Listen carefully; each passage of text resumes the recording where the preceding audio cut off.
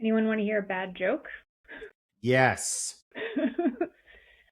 Okay, so there was a family of tomatoes, and you may have heard this joke before. There was a family of tomatoes, a mother tomato, a father tomato, and a baby tomato. Baby tomato was walking along real slow, not keeping up with the family. Papa tomato turns around and steps on him, and he says, "Catch up."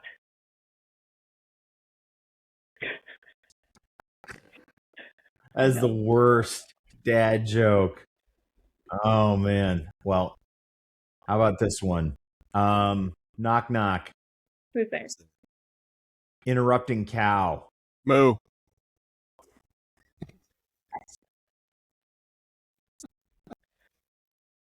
I cannot get this background back up, guys. All right. Thank you, everybody out there in LinkedIn land and beyond, for joining me today. I'm Mark Bagley. I'm the Vice President of Products and Offerings here at DeepSeas, and I'm joined by three of my colleagues. I'm joined by Ed Serafin, who runs our global cybersecurity operations, Jonathan Womack, who is a senior leader in our threat intelligence operations, and Morgana Kinlan, who is a maven of all things data for our customers, far and wide. So, topic today is AI-driven SOCs, and well over $1 billion has been plowed into this space by venture capital over the course of the last couple of years, and there's a tremendous amount of FUD. And quite frankly, if there's a thing I hate, it is cybersecurity marketing that is based on FUD. So we're here to have a conversation about what security leaders need to know about AI SOCs, what decisions remain with analysts, and whether or not you're actually getting something better that improves your detection and response. And I'm surrounded by experts here. We're going to have, what I hope to be a lively discussion, and we'll go through these topics, and we'll also be able to take questions from you. There is a question function. If you go ahead and use that, the team behind all of us here on camera will direct those questions to us, and we can have the group answer them as we go. So I'm going to get us started here with a question to Ed. Buyers hear AI-driven SOC from nearly every provider at this point. What do you think is concrete that a buyer of MDR services should be looking to understand, and how to sniff marketing as described by someone else? Yeah, first, it's not magic. I hear the term thrown out there quite often, especially now. I mean, AI for everything. But the reality is it's more advanced automation that's capable of pivoting and actual, we'll say, artificial thought. And the important perspective here is how fast these systems actually work, because especially as we look at the threat landscape, which is the thing in which you're defending your environment from, you're going to start seeing these attacks getting faster and faster. And having an ASOC or an AI-driven SOC at your disposal provides you a significant advantage to operate at machine speed. So we're talking about highly intelligent automation that is capable of making autonomous decisions as fast or faster than a human attacker, or as fast as a machine speed attacker. So it's important to understand that we're actually receiving a benefit and identify the types of attacks that are specific to your environment and how a particular ASOC would operate for you. Got it. So I know you've spent a ton of time designing our own methods, and without turning this into, a sources and methods discussion, what do you think the most important changes are that we've made and that, might fuel somebody who's exploring vendors to go and qualify? Yeah, the biggest is removing people from the critical path. Now, let me qualify that. Not removing people full stop, because people have a very important role to play now, and they will be in the future.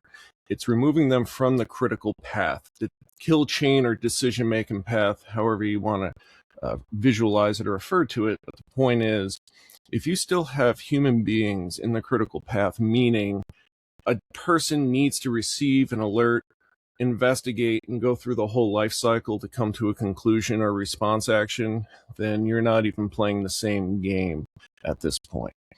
The ASOC's biggest advantage is to be able to take in data, look for patterns in real time, and be able to execute based on those patterns. And human beings significantly slow that down. That is probably the most important facet of all of this.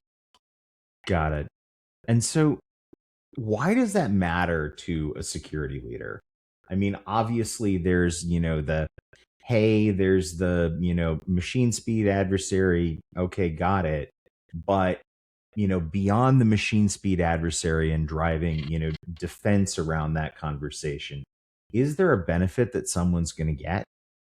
Absolutely. Let's, for a moment, examine the type of work a SOC actually does. Okay. They receive a lot of data in the form of alerts. Okay, some of this is informational, some of this is credible, some of this is serious. The point is, there's a lot of busy work attached to a SOC, and human beings can't be everywhere at once. So every alert that comes in has to be treated like it's a SEV1 event or a serious security incident. We don't have the luxury of making a quick call that something might be benign. So every alert has to be investigated, and has to be investigated the same way. The biggest advantage here is by offloading the bulk of that work to an intelligent system, because the bulk of the work in a modern SOC is working benign positives. These aren't inherently false positives. These are just like, for example, someone changed their password and forgot their new password, entered it wrong a bunch of times, and now that alert flew into the SOC, and now we have to investigate it thoroughly. Given the nature of how a SOC operates in this type of alert volume, the ASOC frees up a lot of resources, so we could then focus on more high-value work, such as threat hunting. Got it. So it's probably an interesting moment for me to ask Jonathan, like, when that goes into that sort of threat hunt and investigation moment, like, how is the AI SOC's context, because it's giving off more context, how is that enabling, your organization to go and, drive deeper in terms of either the analysis, identify follow-on, different sort of second order impacts, sort of how does that all fit together for you? When it comes down from the SOC to us, we like to pull things both ways. I like to get the context from the SOC and deploy it to our other clients. So everyone benefits in the end. The other step is taking a look at what's coming in and saying, we've seen this before, sometimes it's public, sometimes from a feed, sometimes it's from a partner, sometimes it's from our own incident response, and go, contextually, this is what it means. And we make sure that that is sent over to the SOC when we actually upload these indicators. Got it. So that makes sense. Is there a real world example that you can talk to me about, maybe not using sources and methods or, disclosing anything sensitive, where like that sort of virtuous cycle of, in both directions actually created greater levels of insight for one of our customers? I have several. Let's start with the simple one.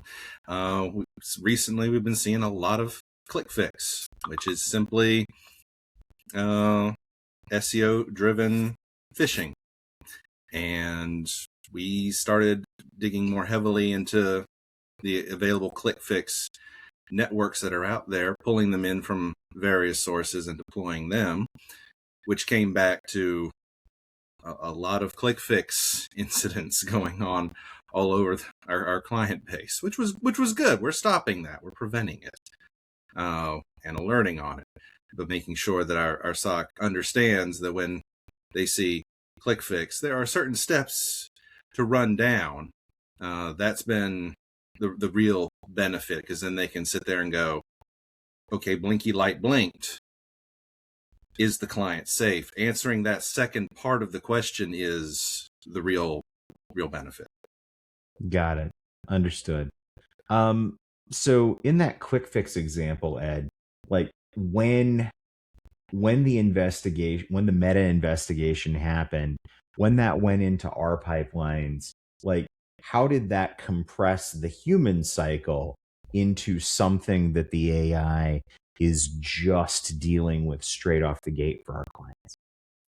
Yeah, so I mean, whether it's that type of a targeted attack type or even a 0-day, and this is another advantage of dealing with an AI-based system, unlike traditional rules that come into a SOC, in which case the telemetry systems such as your SIM looks for a series of steps in a correlation engine that are pre-programmed. They could be signatures or even anomalous-based detection. AI itself really shines by employing pattern recognition and behavioral monitoring. And this all happens in real time. So this is why AI is even great at like 0-day type attack vectors in which no signatures exist, because investigations are a lot deeper. So what Jonathan was just describing is what we refer to as enrichment. All right. The more context we get in an alert, the better the alert quality actually is. We don't just take in a system and then follow a predetermined set of data points that flow in with it. We have to go through the entire investigation cycle. And that means that we're proactively, number one, looking in the environment. Number two, we're crowdsourcing based on what's happening. And an alert type from one customer could actually benefit a number of customers as a result. And that's the enrichment part. So the work that the Tide team does helps us better protect the entire customer base, because we're not just responding. We're proactively looking at every single client's environment, and AI allows us to be everywhere at once. Got it. No, that makes sense.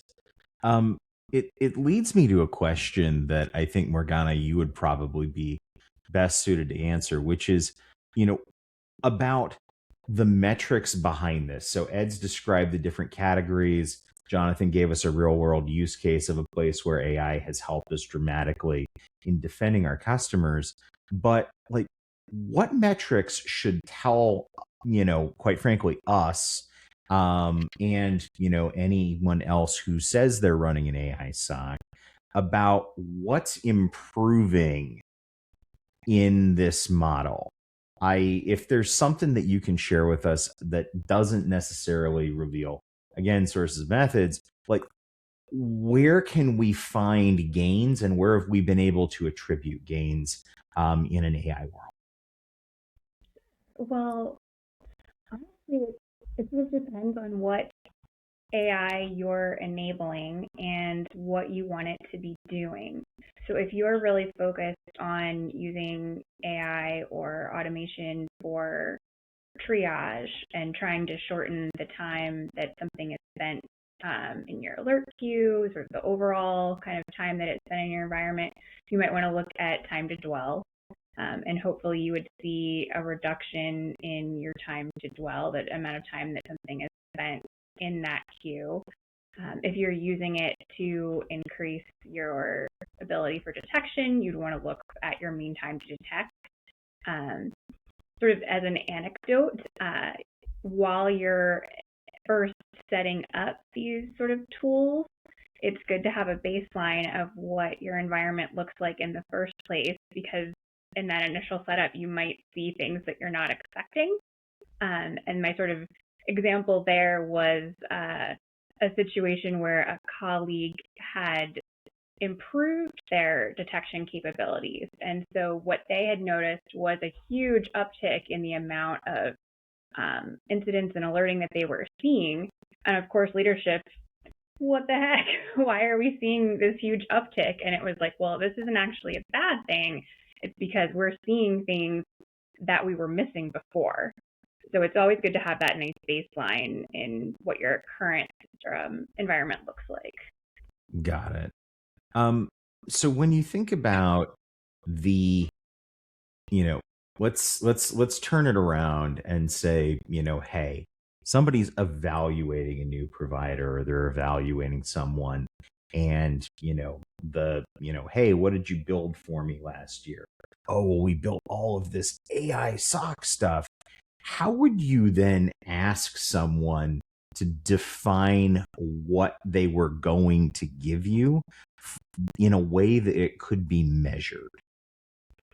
That is a good question, because I feel like so many of the issues that people run into is buying tools and then not being able to quantify the impact that that tool made in their environment, and therefore justify the cost of implementing that tool.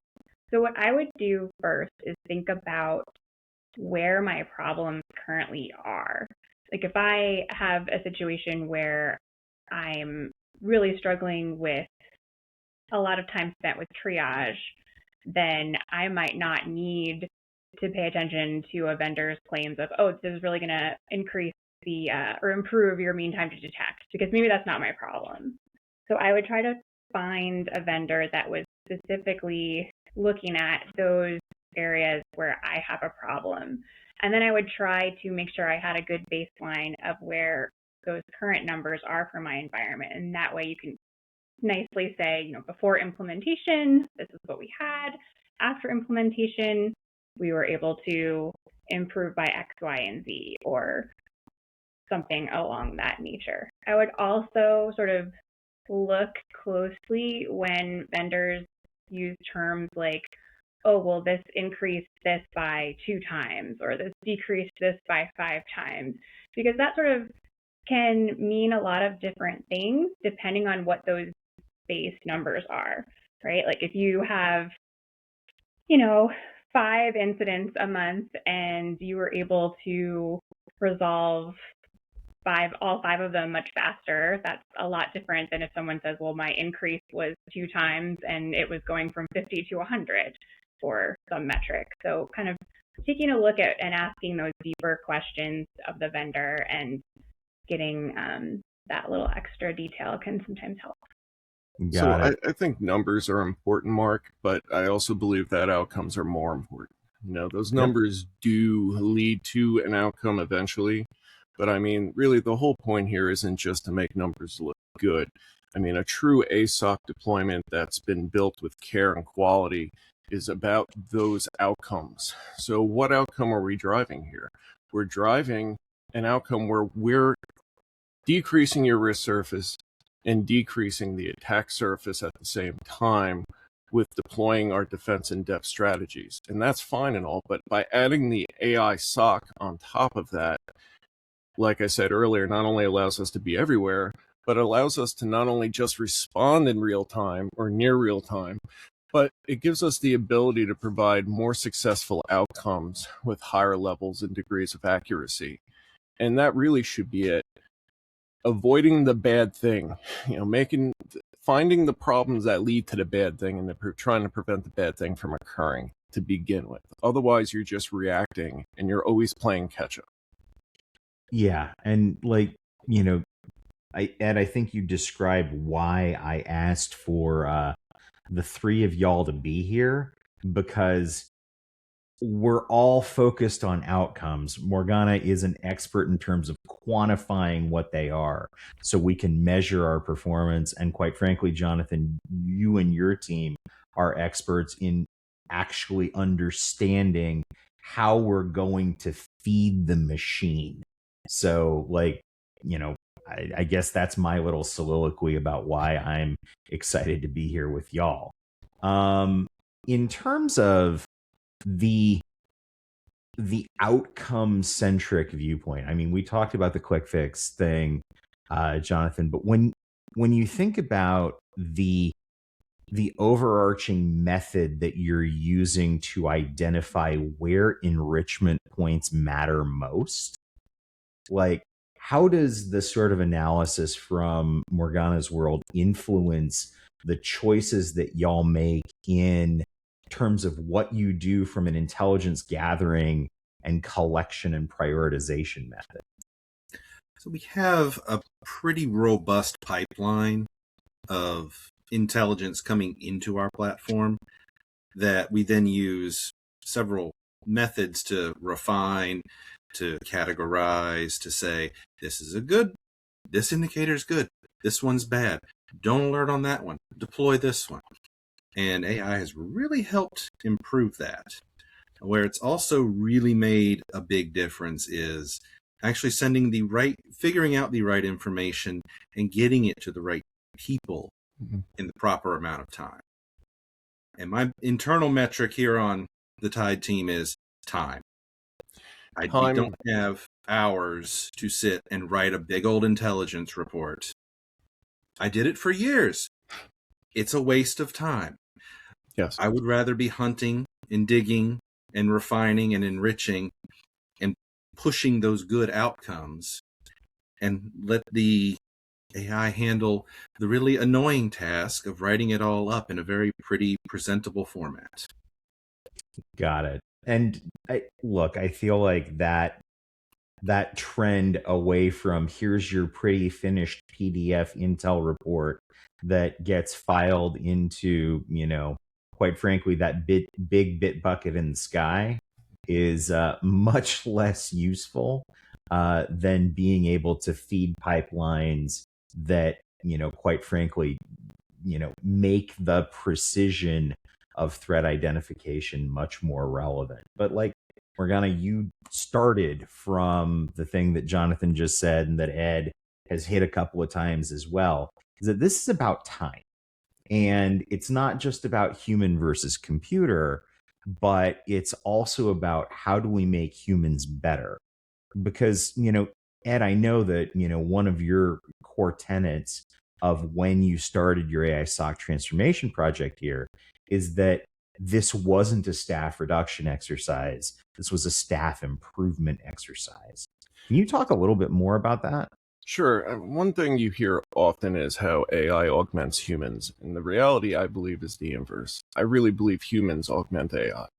And the reason why I say that is because people just can't move fast enough, and time, as we are discussing, is the enemy of every security practitioner. So the ability to get to a conclusion with a high degree of confidence quickly is ultimately the most important aspect. And that doesn't mean rushing, because when you rush, you make mistakes.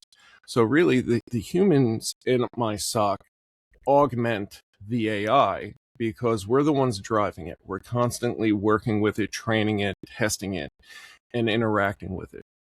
And being able, let's take threat hunting as an example. Threat hunting is a very detailed, highly technical craft, okay? Not even skill set, it is a craft. I have been doing security work for almost 30 years at this point. And that amount of time and the exposure to all of that tech along the way is what allows for me to be a good threat hunter. But what about the analyst who's just starting out? Someone who just graduated from college or came out of the military after their term of service?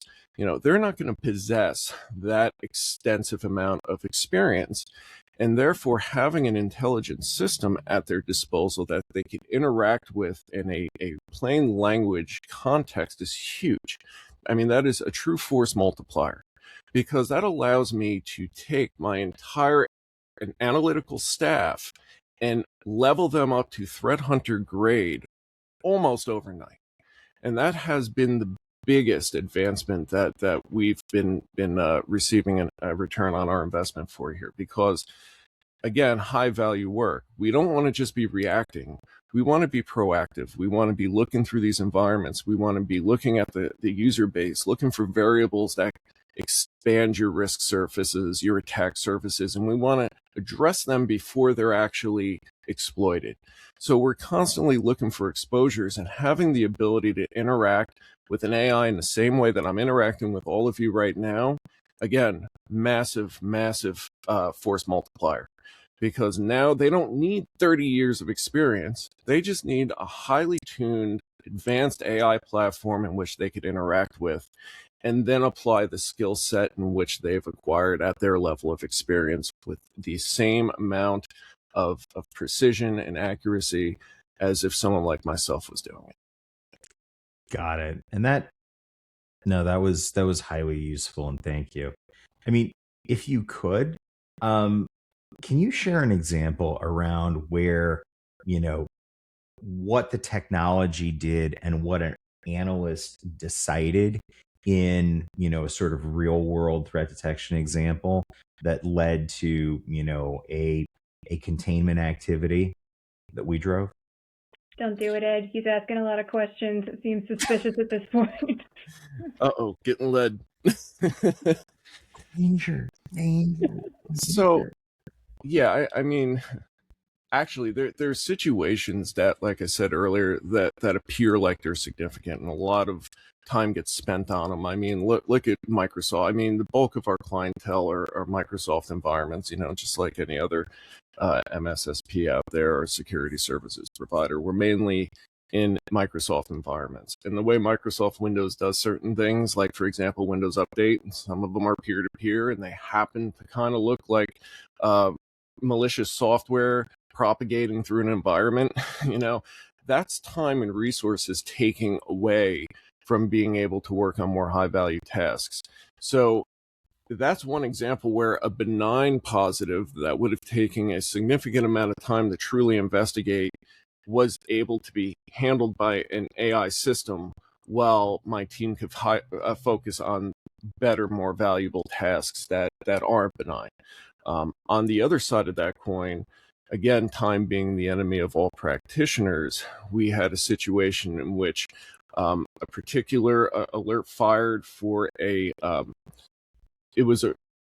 don't want to go technical completely in the woods, but what I'm going to say here is it was a brute force style attack, and based on that, we were able to not only stop the progress of the sequence, but actually go in and pull a ton of context out of it. Because again, it's not just the alerts that we're dealing with directly from the system. We're also looking at the intelligence that comes from our TIDE team to look at sectors, right? Every single customer operates in a particular sector, and there's active campaigns in those sectors. So having additional context and having the AI being able to not only establish patterns and behavioral pattern recognition, but also leverage the intelligence for additional context to add color to the picture, allowed my analyst to make a decision very quick and succinctly with accuracy, and preventing a small attack from turning into a big attack.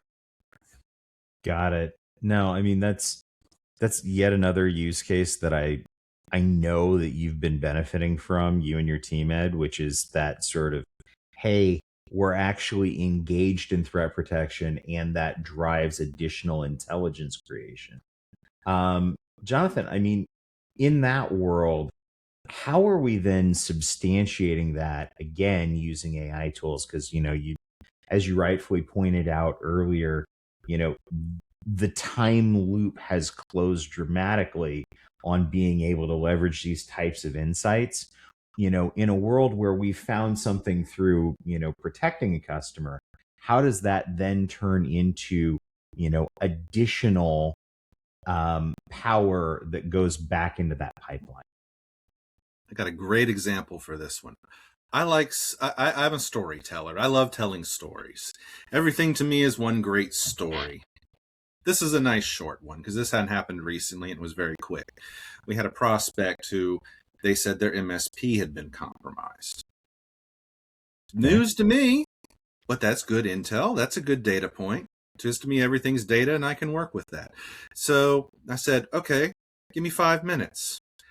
And they gave me the name of the MSP, and I went and I looked. And using our AI tools and a lot of our context was already on hand, I figured out within 5 minutes that they were running a new not a new, but a remote management tool that had recently had a major 9.5 plus CVE in it, and said, there's the problem. I'm willing to put good money on the fact that this is where the problem is. And the client was able to go, thank you, we'll shut that down immediately. And they did.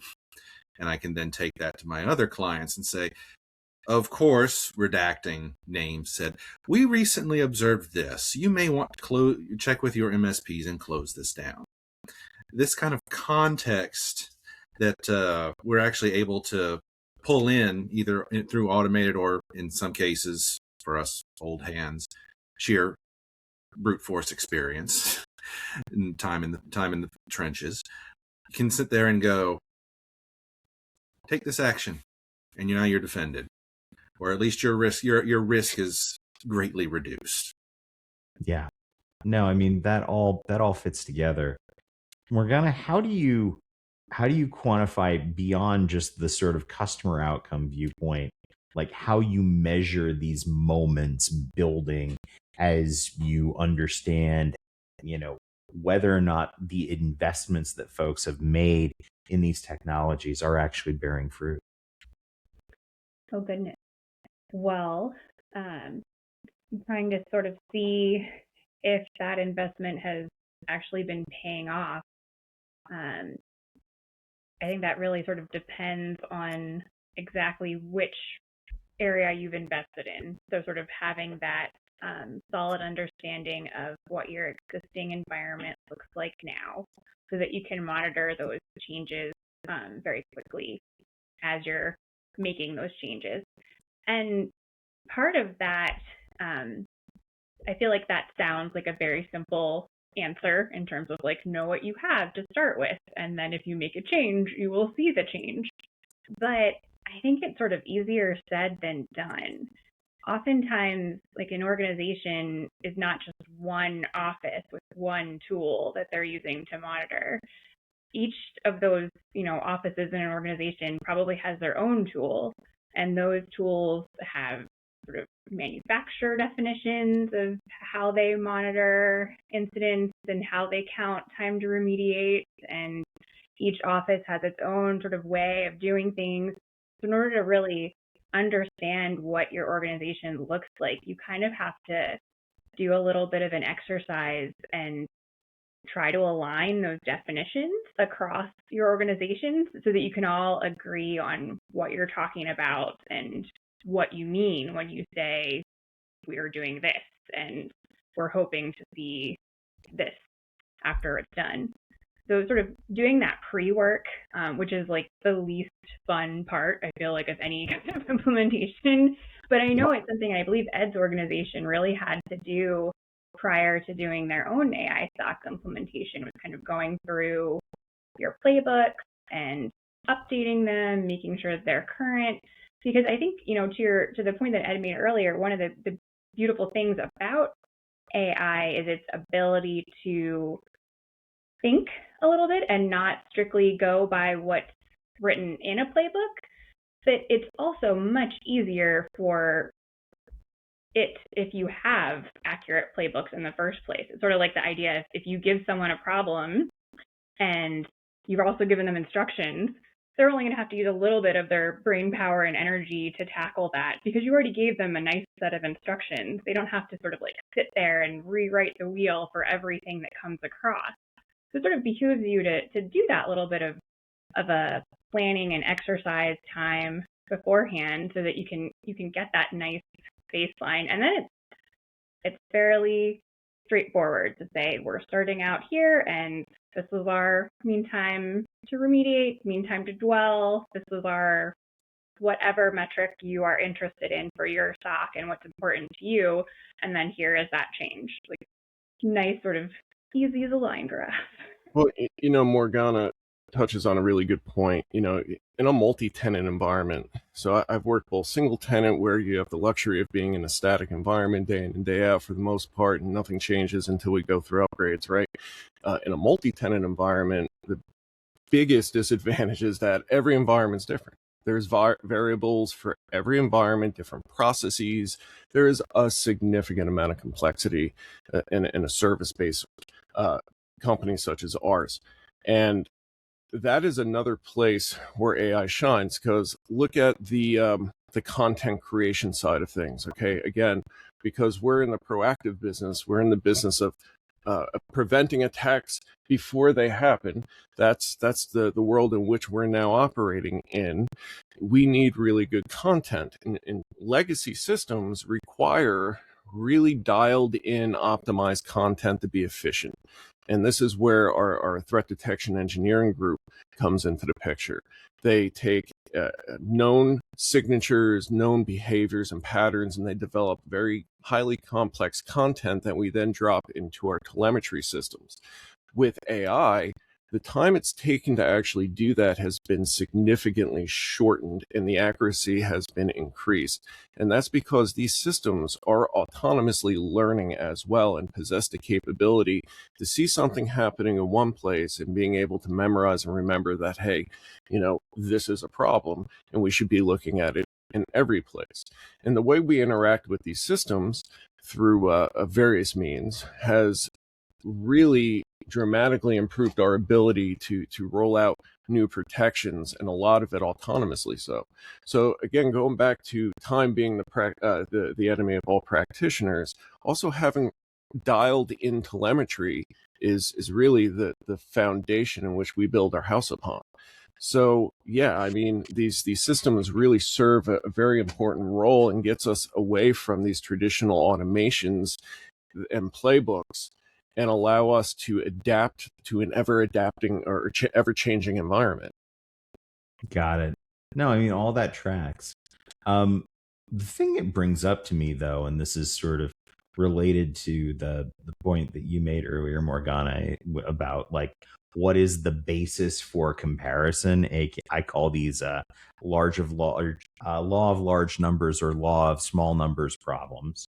It makes me think about a negative case. And Jonathan, you may probably be the best guy here to answer it, is like, what AI context do you see misleading the folks who are looking for, the needles in the respective haystacks? And quite frankly, what are you doing with your crew to, essentially catch the places where the machine might lead us astray? So one of the big gaps that we've closed in the past 6 months is identifying sources where we just don't have telemetry. A good example of this is actors have recently begun using Teams and the Quick protocol to deliver malware and socially engineer employees. And you have to turn that logging on. It is not on by default. And as we learned, it usually isn't on. And if it is on, is it connected to where it needs to be connected? And AI tools can absolutely point you in the right direction there and say, email your sysadmin, network admin, and have that done. Easy. Where it can be misleading is when the AI looks at the wrong part of an alert or an event and go, oh, well, this is just Chrome doing a whole bunch of stuff. I'm saying, yes, but I'm looking at the event and it's not necessarily Chrome. It's what kicked off the Chrome process. He goes, oh, yes, that's a very good point. Context. There is a lot of context that the analyst still needs to be able to go, yes, this is totally legit except for this part of it. So let me just escalate that one up the chain.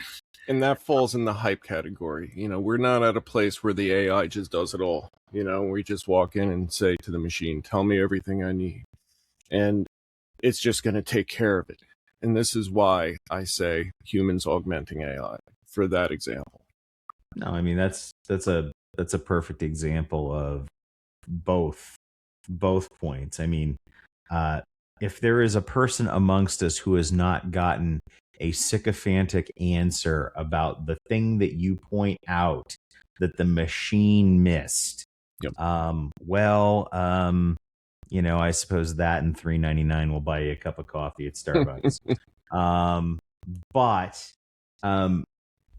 it does bring up, sort of the next viewpoint, which is, really about how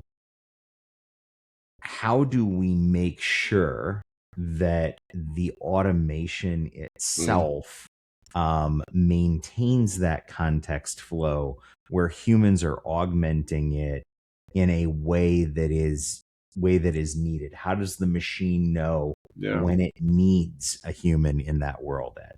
Yeah, so this is I coined a term called AI Wrangler for this reason, because one of my biggest concerns about activating my ASOC was that it was going to be accurate, because the two biggest issues we still deal with today with AI is AI drift and AI hallucinations.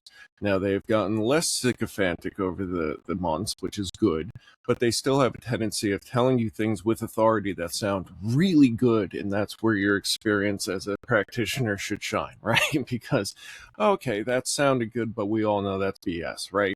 So we don't just go turning autonomous responses on out of the box. We don't just let it go on its own. AI requires a lot of oversight and a lot of testing. Okay, it's really good out of the box, but to bring it to an operational state where it's no longer a science experiment and is actually part of your operational stack, we have to go through a very cleanly vetted process for every vector that comes in, and then through an exhausted series of promotion, where let's just say, I'll use a brute force vector again. Okay, 100 brute force vectors come in. The AI's seen this 100 times and it's responded 100 different ways. That's a problem. If it's consistent more than it's not, then we start fine-tuning and continue our promotion. The point is that we don't just turn these things on and let them loose, because that is exceedingly dangerous, and that's where problems happen. But most importantly, that delivers a false sense of security. So it's that exhaustive processing and promotion that we go through. But yeah, that was the biggest concern with all of this. Now, fortunately, we've come a very long way from, in just a year's time, where running even a local model on your local laptop was a cute science experiment just last year. We're now within close proximity to frontier grade running locally. So these models have gotten faster, they've gotten more accurate and more agile. And as a result, we're able to rely on them more and have a lot more, what's the word I'm looking for, more trust in their responses. But still, it has to be vetted before we expose our client base to it. Yeah, no, I mean, and yes, of course, the vetting is important. But like, if you had to think about, what someone might need to do differently if they were approaching the decision point of, hey, I want to go evaluate a provider that really is, going to give me not just, sort of AI powered capabilities, but ones that were actually going to make a meaningful impact in terms of their defense. What would be some of those capabilities that you would tell somebody to go shop for? Yeah, personally, I would look for systems that number one, speak to you. Not everyone's technical, right? Everyone's in their line of work, and they do what they do and they know what they know. A lot of our customers rely on us to do the more complicated work and the heavy lifting here, and they want to know that they're secure. And what they don't want is an email showing all this technical jargon and all these log shit. That's not important to them. What's important to them, I believe, is, are we secure? And if not, what do we got to do? What happened in plain English? And what do I need to do, if any? And the ultimate outcome, it should be, we're going to handhold you through the process, or we've already taken care of it, or we have already stopped. The point is, any system that you employ, you want to be able to understand your output, understand what you're being told, and know that it's not just fluff. Like, again, pointing at numbers. Numbers are great, but am I truly protected? Did you find the thing that was going to hurt me? Or is this just all fluff, and now all of a sudden I'm finding myself in the trenches dealing with a problem and I'm on my own? Knowing my vendor is there for me, knowing that they're in the trench with me and they're communicating in a way that I can understand that's meaningful while taking care of the problem. These are the things that I worry about and would want. No, I mean, that tracks. When and this is probably best for Jonathan, like, what do you think the task is in that world where Ed just sort of described the capabilities and what people want, and, you know, so on and so forth? What do you think the one thing is that people assume AI does well, but actually needs oversight from your team at a very deep level? Context. That is the number one thing that AI, in my experience, struggles with. I can teach an AI to write. I can give it style guides.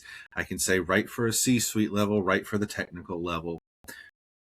You have to, in my experience, you really need to guardrail it extremely carefully when it comes to specific technical topics. You have to force it to give you citations. You have to force it to give you the links and references. You don't have to include those. The client is never going to go and click every link and read it all. They assume you do it. You should. The Tide team does not automate our writing process entirely. Yes, I will do 4 hours worth of research, take copious notes and screenshots and hyperlinks, and give it all to my agent and say, assemble it using this format. I've done the work. I will read that report fully in 10, 20 minutes and go, you got this wrong, and I'll fix it myself. AI, at this point, cannot run entirely autonomously. There has to be at least one human in the loop that can say, even just briefly with this glance, go, yeah, fine, nope, bad. Yeah. I mean, maybe an example or two of what those guardrails are in the, you know, sort of investigation and enrichment world would be useful for folks to hear about. Sure. A good example is some work I did expanding on a network of activity I found about 3-4 months ago. There was a huge amount of indicators tucked away in behind Cloudflare that sitting there going, okay, yes, it is Cloudflare. I know Cloudflare masks a lot of stuff. This is all emanating from the same Cloudflare IP. Let's have a look. And I gave it to my AI agent and as a test, because I have platforms and tools too. I said, you take half an hour and do that. I'm going to take half an hour and do that. And the findings were completely not in agreement. I said, what went wrong here? And it went, instead of actually sticking to the plan I gave it, it went and decided it was going to check out what was behind everything in that CIDR range, which was a terrible idea. And they probably see the burning tokens from orbit, but that's probably the most egregious example of AI desperately needing good guardrails. Yeah. I did not actually tell it to stick to this one IP. I said, this IP has this, not research this IP and find this. Yeah. Semantics, but apparently it matters quite a bit to modern AI models. Yeah, context or lack thereof is a problem in the AI landscape. I mean, AI can recognize patterns, but it does not inherently understand the business consequences behind those patterns. And again, this is where the human involvement is required. We're not just about to go laying everyone off and saying, we're good now, we got AI. It's just, yeah, it's not going to happen. That's not realistic. It's not a reality. But no, I think everyone again, just like the sycophantic answer, has had their oh, I'm not gonna let it automatically deploy subagents moment as well too, when you wind up with an entire CIDR block that is enumerated in not a useful way. Mhm. That's a great example. Thanks, Jonathan. We're drawing to a close on our time here. So I'd like to propose that we take a round of hot takes on one question that I throw out. And I think it's pretty simple. For a security leader with 1 hour tomorrow, if they were thinking about this topic, what should they spend that hour on?